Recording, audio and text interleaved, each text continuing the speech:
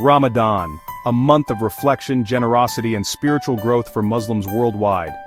It's a time for empathy, for sharing with those less fortunate. A time for zakat, the obligatory charity meant to uplift the poor and needy.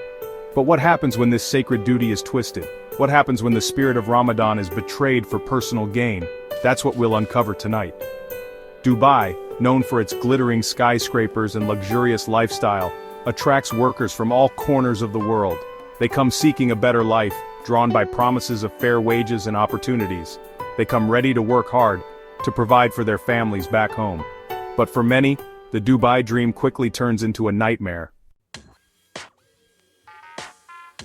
We spoke to workers in Dubai, many risking their livelihoods to tell their stories.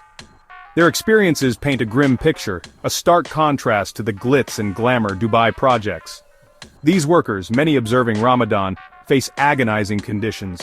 Long hours under the scorching sun with minimal breaks and insufficient rest. Their passports often confiscated, trapped in a cycle of exploitation. The holy month of Ramadan calls for empathy and generosity, yet these workers are subjected to inhumane treatment. Their cries for fair wages and basic rights are often met with silence or worse, intimidation. They are trapped, afraid to speak out for fear of losing their jobs and being deported. It's hard to keep going, you know? We work all day under the sun, and there's no escape.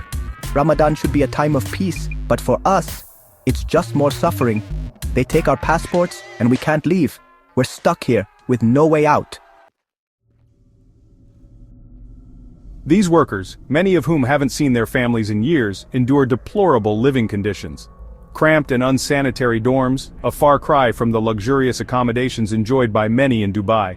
The meager wages they receive barely cover their basic needs, leaving them with little to send home.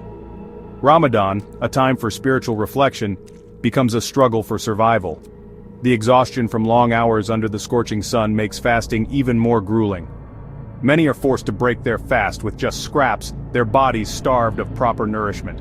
Their plight is a stark reminder of the injustice they face, a stark contrast to the spirit of Ramadan.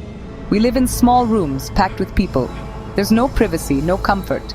Ramadan is supposed to be a time of joy, but here it's just another day of hardship. We barely have enough to eat, let alone send money home. The conditions are terrible. After working all day, we're too tired to even pray properly.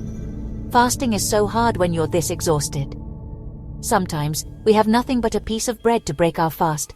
It's heartbreaking. A shocking contrast. Where does the money go? While these workers struggle to survive, their employers often live lavishly.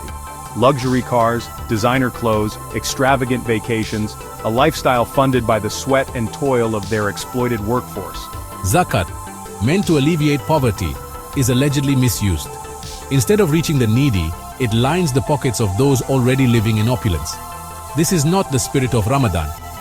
This is a betrayal of the very values it stands for. The workers' testimonies filled with anguish and despair are a stark reminder of the human cost of greed and exploitation. Their voices deserve to be heard. Their stories demand action.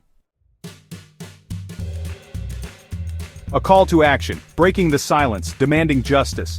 We cannot stay silent in the face of such injustice. We must demand better for these workers. Demand fair wages, safe working conditions, and respect for their basic human rights. We must hold those responsible accountable, expose their hypocrisy, and ensure that the spirit of Ramadan is upheld. This Ramadan, let us remember the true meaning of this holy month.